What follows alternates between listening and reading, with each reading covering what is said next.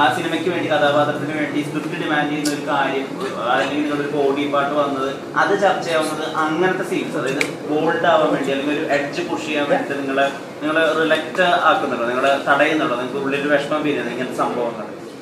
ചില സമയത്ത് നമ്മൾ ചെയ്യുന്നതിന്റെ പേർപ്പസ് മനസ്സിലാവാണ്ട് വരുമ്പോൾ നമുക്ക് സത്യം പറഞ്ഞു കഴിഞ്ഞാൽ ഒരു വിഷമം വരും. പക്ഷെ at the end of the day നമ്മൾ പ്രയോറിറ്റൈസ് ചെയ്യുന്നത് സിനിമയാണ്, ആ ആർട്ടിനെയാണ്. അതുകൊണ്ട് ഇപ്പം അങ്ങനത്തെ ഒരു സീക്വൻസ് വരുവാണെങ്കിൽ നമ്മൾ how much that means to us, അല്ലെങ്കിൽ ആ സിനിമ എത്രത്തോളം നമുക്ക് നമ്മുടെ ലൈഫിന്.